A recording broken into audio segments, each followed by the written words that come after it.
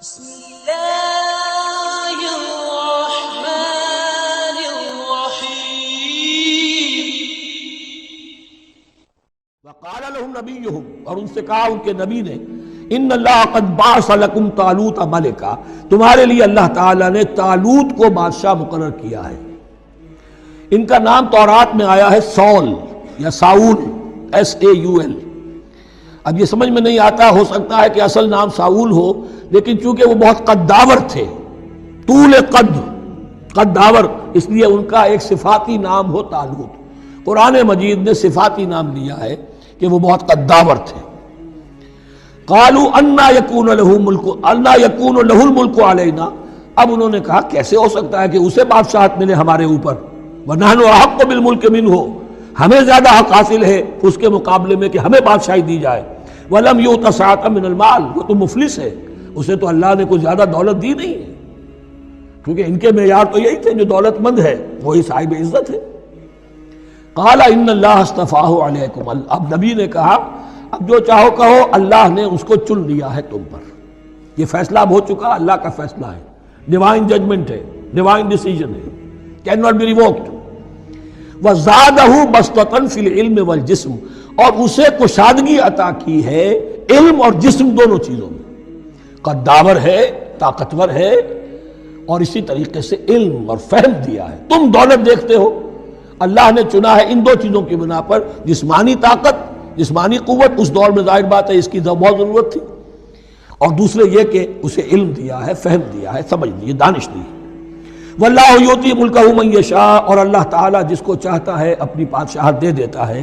واللہ واسع علیم، اللہ بہت سمائی والا ہے، واسع، اس کی وسعت جو ہے وہ اتھا ہے، اور علیم، اور سب کچھ واسع علیم، جاننے والا ہے، یعنی وہ جس کو جو کچھ دیتا ہے بربنائے علم دیتا ہے، کون اس کا مستحق ہے۔ وقال لهم نبيهم ان آیۃ ملکہ ان یاتیکم التابوت فیہ سکینۃ من ربکم وبقیۃ مما ترک آل موسیٰ وآل ہارون تحملہ الملائکہ، اور ان سے کہا ان کے نبی نے کہ طالوت کی بادشاہت کی ایک نشانی یہ ہوگی کہ وہ صندوق جو تمہارے سے جاتا رہا چھن چکا ہے، جس میں سکینہ ہے، تمہارے لیے تسکین کا سامان ہے تمہارے رب کی طرف سے، اور بقیت مما ترک آل موسیٰ و آل ہارون، اور کچھ تبرکات ہیں جو آل موسیٰ اور آل ہارون کے اس صندوق میں رکھے ہوئے ہیں، تحملہ الملائکہ، وہ ملائکہ کی تحویل میں۔ ہوا یہ کہ جہاں وہ تابوت لے گئے ان کے دشمن، وہاں پلیگ آ گئی، انہوں نے سمجھا کوئی نحوست ہے اس کے اندر جس کی وجہ سے پلیگ آ گئی ہے، انہوں نے ایک چھکڑے کے اوپر اس کو رکھا اور بیلوں کو ہانک دیا، جاؤ جدھر جانا ہے۔ تو حضرت سموئیل نے ان سے کہا کہ طالوت کا اللہ کی طرف سے نامزد کیے جانا ایک علامت اس کی یہ ہوگی کہ وہ تمہارے تسکین کا سامان جو تم سے چھن گیا تھا، ان کے عہد عمارت میں یا ان کے عہد ملوکیت میں تمہیں واپس مل جائے گا، اور وہ فرشتوں کی تحویل میں ہے۔ تو ایک روز وہ چھکڑا جو ہے وہ لیے ہوئے وہ تابوت ان کے ہاں پہنچ گیا۔ ان فی ذلک لآیۃ لکم ان کنتم مؤمنین، یقیناً اس میں تمہارے لیے نشانی ہے اگر تم ماننے والے ہو۔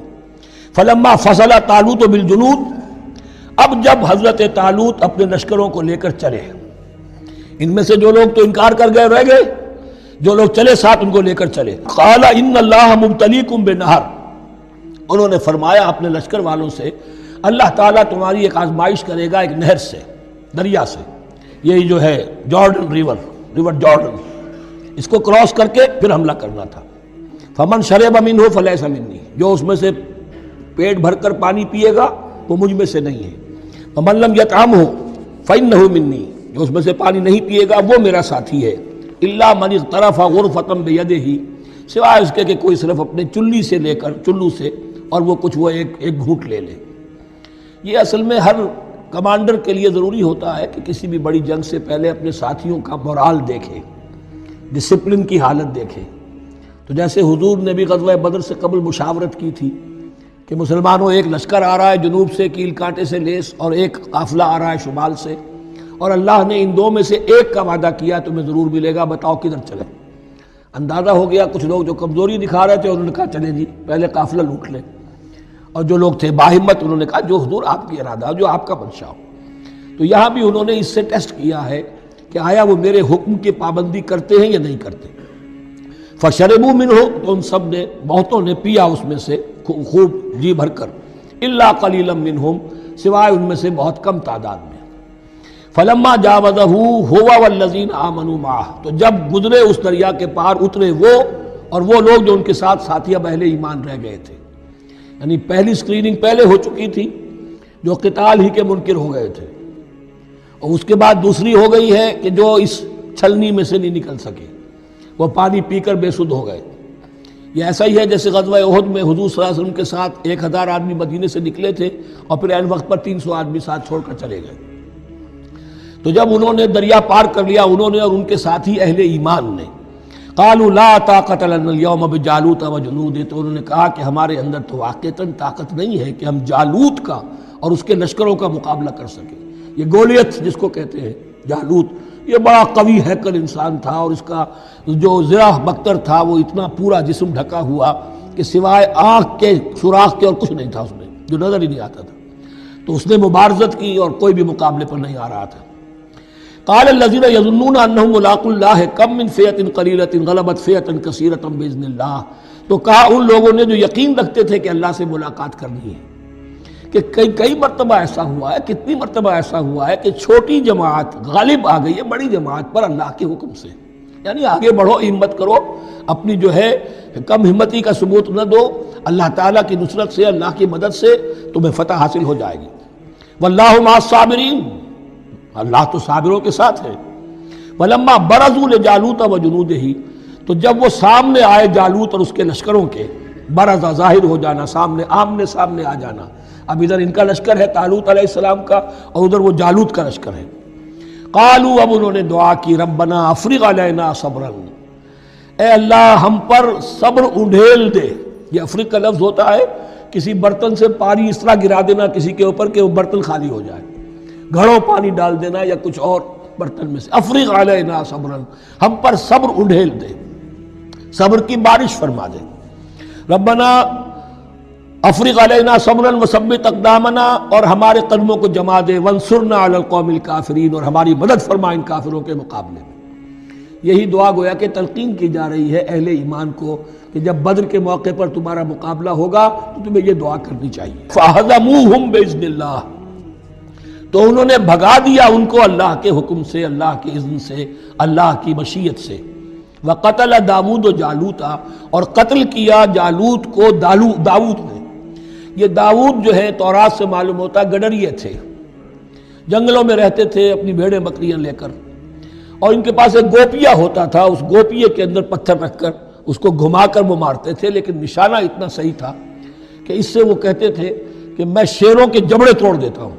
جب کبھی شیر آتے ہیں میرے بھیڑوں بکریوں کے گلوں پر حملے کے لیے، تو جب وہ آ گئے اتفاق سے، جب لشکر آمنے سامنے تھے، ادھر جالوت للکار رہا ہے، آئے کوئی میرے مقابلے میں، ادھر سب کے سب سہمے کھڑے ہیں، کوئی آگے نہیں نکل رہا، تو حضرت طالوت آئے، یہ حضرت داود آ گئے اتفاقاً۔ کہا معلوم ہوا کیا سچویشن ہے، یہ ہے کہ اچھا ٹھیک ہے، میں اس غیر مختون کا میں معاملہ کرتا ہوں، اس لیے کہ یہ ان کے ہاں سب سے بڑی گالی تھی۔ حضرت ابراہیم کی ملت میں ہے ختنہ، اور یہ جو کفار اور مشرک تھے ان کے ہاں ختنہ نہیں تھی، تو نامختون ہونا ان کے ہاں یہ سب سے بڑی گالی تھی۔ اس نامختون کا پھر جو ہے میں اس کو کیفر کردار تک پہنچاؤں گا، میرے پاس یہ گوپیا ہے اور میں تو شیروں کے جبڑے توڑ دیا کرتا ہوں۔ انہوں نے پھر وہ پتھر رکھ کر اور گھمایا ہے، اور سیدھا وہ آنکھ کے سوراخ سے اس کے بھیجے کے اندر اتر گیا، اور اس طریقے سے قتل داود و جالوتا، داود نے جالوت کو قتل کیا، اور اللہ تعالیٰ نے پھر ان کو جو براتب عطا کیے، وَآتَاهُ اللَّهُ الْمُلْكَ وَالْحِكْمَةَ وَعَلَّمَهُ مِمَّا يَشَاءُ۔ ایک تو یہ کہ طالوت علیہ السلام نے اپنی بیٹی کا نکاح ان سے کر دیا، داماد ہو گئے، اور پھر انہی کو وارث بنایا، یہ بادشاہ ہوئے۔ اللہ نے ان کو ہی ملک دیا، حکومت دی، بادشاہت دی، دی نبوت میں دی، یہ دونوں اعتبارات سے ان کو اللہ تعالیٰ نے سرفراز فرمایا۔ وَعَلَّمَهُ مِمَّا يَشَاءُ، اور پھر اسے سکھایا جو کچھ کہ اللہ نے چاہا۔ وَلَوْلَا دَفْعُ اللَّهِ النَّاسَ بَعْضَهُمْ بِبَعْضٍ، اور اگر اس طریقے سے اللہ ایک گروہ کو دوسرے کے ذریعے سے دفع نہ کرتا رہے، زمین میں فساد ہوتا ہے تو اللہ تعالیٰ کوئی شکل ایسی پیدا کرتا ہے کہ کسی اور گروہ کو سامنے لا کر مفسدوں کا خاتمہ کرتا ہے۔ اگر ایسا نہ ہوتا، وَلَوْلَا دَفْعُ اللَّهِ النَّاسَ بَعْضَهُمْ بِبَعْضٍ لَفَسَدَتِ الْأَرْضُ، تو زمین میں فساد ہی فساد پھیل گیا ہوتا۔ اللہ تعالیٰ نے ان جنگوں کے ذریعے سے ہر بڑا فرعون جو آتا، ہر فرعون را موسیٰ، اللہ تعالیٰ نے کوئی نہ کوئی اس کے لیے علاج تجویز کیا ہوا ہے۔ وَلَوْلَا دَفْعُ اللَّهِ النَّاسَ بَعْضَهُم بِبَعْضٍ لَفَسَدَتِ الْأَرْضُ وَلَكِنَّ اللَّهَ ذُو فَضْلٍ عَلَى الْعَالَمِينَ، لیکن اللہ تعالیٰ تو تمام جہانوں پر بڑا فضل کرنے والا ہے۔ تِلْكَ آیات اللہ نتلوها علیک بالحق، یہ اللہ کی آیات ہیں جو ہم پڑھ کر آپ کو سنا رہے ہیں حق کے ساتھ۔ یہ قول گویا کہ حضرت جبرائیل کی طرف منسوب ہوگا، یہ اللہ کی آیات ہیں اے مسلمانوں، اے محمد صلی اللہ علیہ وسلم، جو ہم آپ کو سنا رہے ہیں حق کے ساتھ۔ وَإِنَّكَ لَمِنَ الْمُرْسَلِينَ، اور یقیناً اے محمد صلی اللہ علیہ وسلم آپ رسولوں میں سے ہیں۔